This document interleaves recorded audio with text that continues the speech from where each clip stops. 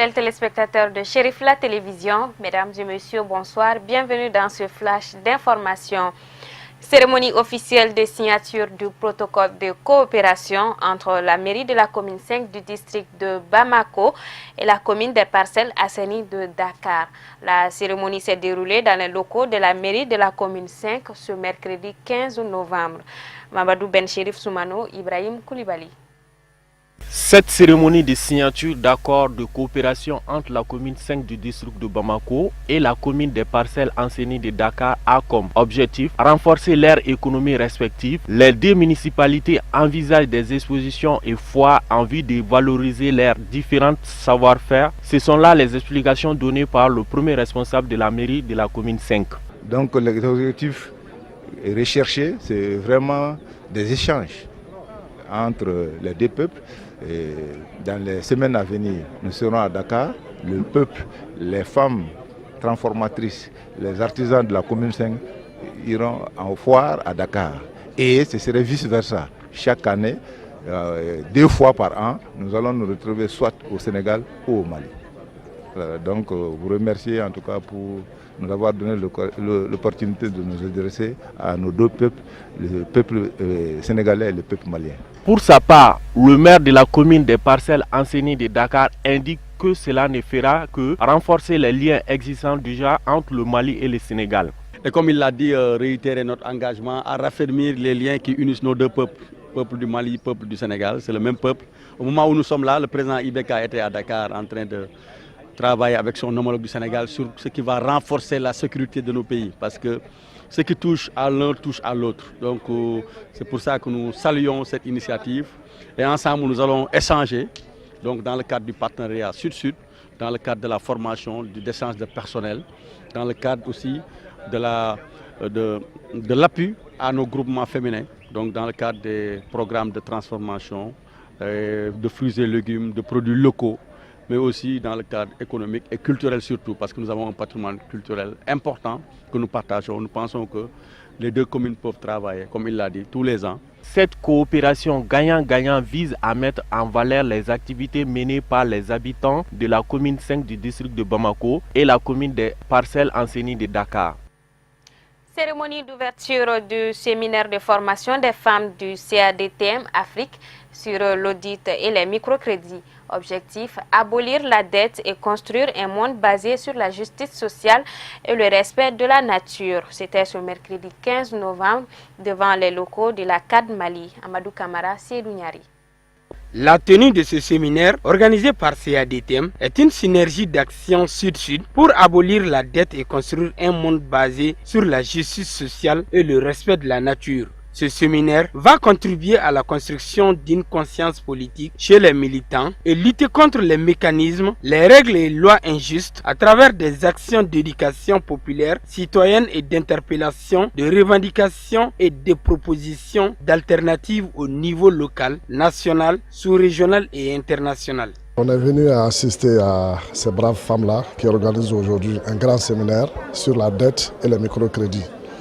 En tant qu'autorité, on a jugé nécessaire de vraiment venir les accompagner pour voir ensemble comment on pourra travailler avec ces femmes-là par rapport à la dette et au microcrédit. C'est un réel plaisir et un grand honneur pour la CAD Mali d'abriter ce séminaire international des femmes du CADTM sur la dette et les microcrédits. La CAD Mali, dont le cheval de bataille est la question de l'endettement, poursuit les mêmes objectifs que CADTM international, dont le combat contre les dettes illégitimes et odieuses n'est plus à démontrer. De l'Amérique latine, je souhaite au nom des 103 organisations de la CAD Mali la bienvenue. Le Comité pour l'abolition des dettes illégitimes, ou CADTM, fondé en Belgique le 15 mars 1990, est un réseau international constitué de comités locaux basés en Europe, en Afrique, en Amérique latine et en Asie. Il agit en coordination avec d'autres organisations et mouvements œuvrant dans la même perspective.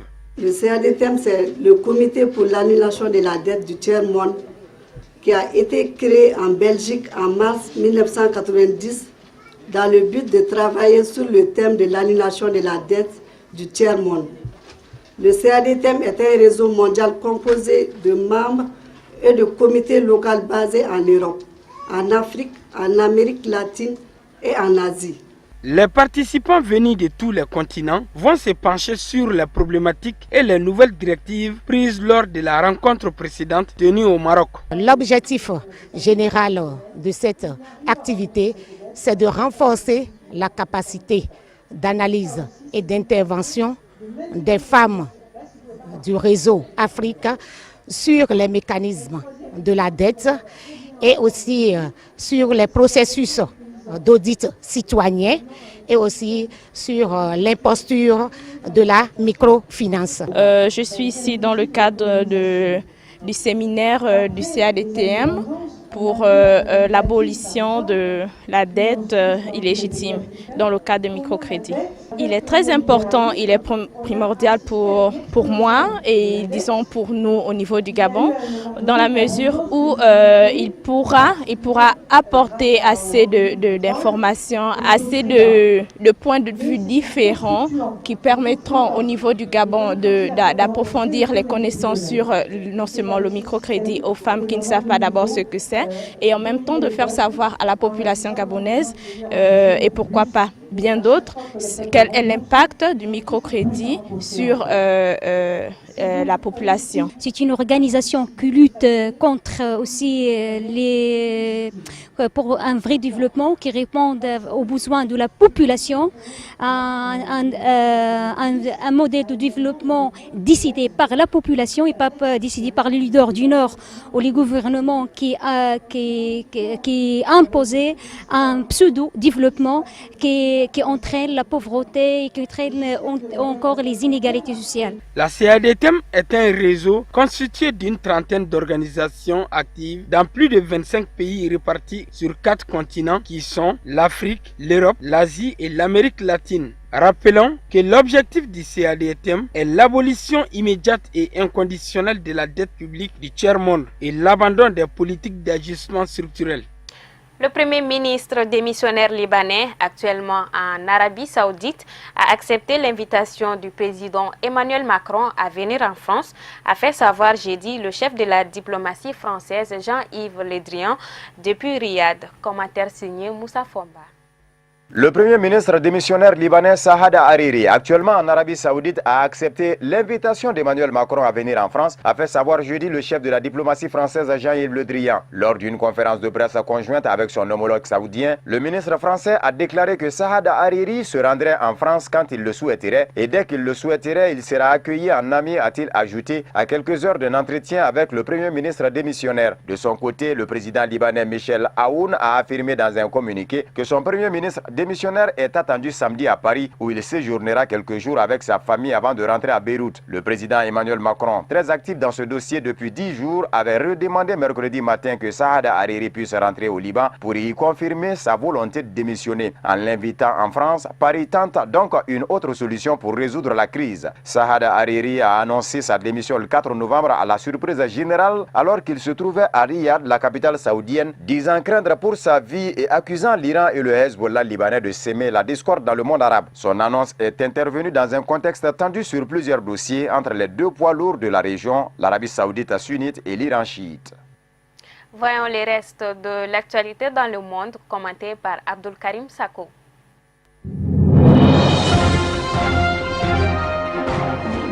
Le Conseil de sécurité de l'ONU a voté mercredi à l'unanimité un prolongement d'un an de sa mission de paix en Centrafrique qui sera renforcée de 900 militaires et devra être plus mobile et réactive. En vertu de la résolution adoptée, rédigée par la France, la force est autorisée à déployer sur le terrain jusqu'à 11 650 personnes, dont 2080 policiers et 480 observateurs militaires. Elle devrait permettre à l'ONU d'enrayer la spirale de violence et recréer une dynamique positive en République centrafricaine, a jugé l'ambassadeur français à l'ONU. Washington, qui cherche à réduire les coûts des opérations de paix de l'ONU, avait récemment indiqué ne pas être opposé par principe à une augmentation modeste des troupes pour la MINUSCA, mais à la condition que les militaires supplémentaires apportent un réel plus à la mission. La résolution prévoit que les troupes de la MINUSCA soient plus mobiles et réactives. Il faut tout faire pour augmenter son efficacité et sa capacité sur le terrain, a souligné Antonio Guterres lors d'une récente visite dans le pays.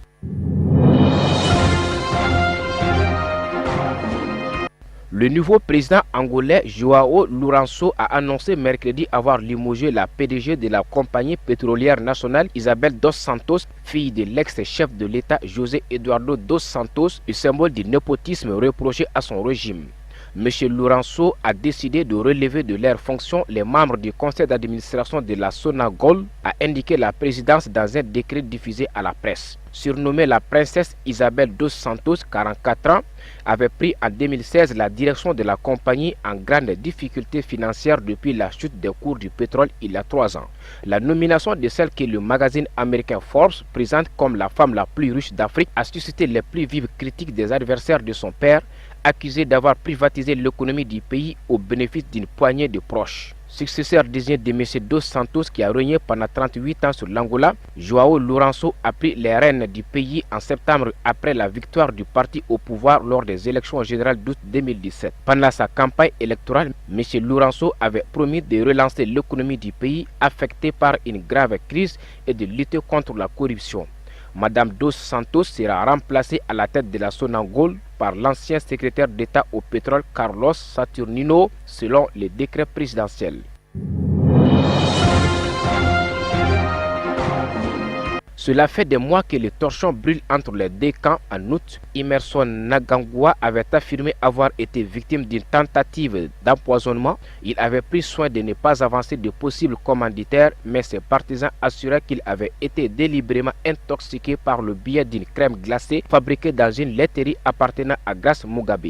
Des accusations que la première dame avait vivement démenties. Ce n'est pas la première crise qui traverse ce pays. En 2002 et 2008, Mugabe s'était imposé aux élections sur fond de contestation et de répression. Le système zimbabwéen est un jeu ritualisé fondé sur l'affrontement des factions rivales. Tous les caciques de la ZANU-PF, dont font partie les militaires qui ont confisqué le pouvoir, font partie du même moule. Ils considèrent qu'ils ont fait l'indépendance et que le pouvoir leur appartient. Le jeu du pouvoir semble avoir atteint un point de rupture. Pour la première fois, des opposants remettent en cause la qualité quasi divine du pouvoir de Robert Mugabe, eu égard à son passé de libérateur de Zimbabwe vis-à-vis des régimes ségrégationnistes de Rhodésie du Sud. Si le président n'est pas officiellement visé pour l'instant par le coup des militaires, Robert Mugabe est néanmoins maintenu en résidence surveillée. Le secrétaire de l'association des vétérans va plus loin et a déjà appelé à la mise à l'écart de Robert Mugabe de la présidence et de la direction de la ZANU-PF. Si l'opération reste contraire à la Constitution et qu'il s'agit techniquement d'une confiscation du pouvoir par la force, elle reste difficile à qualifier.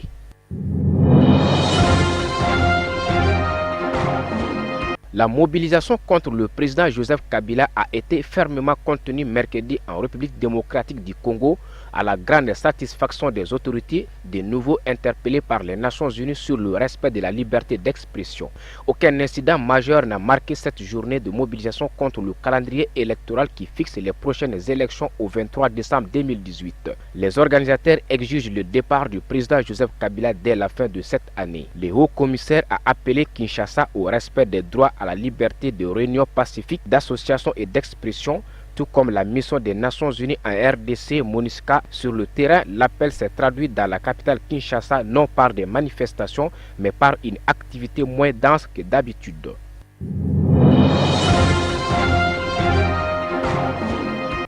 Voilà, c'est ce qui met fin à cette édition. Merci de l'avoir suivi. Bonsoir à tous.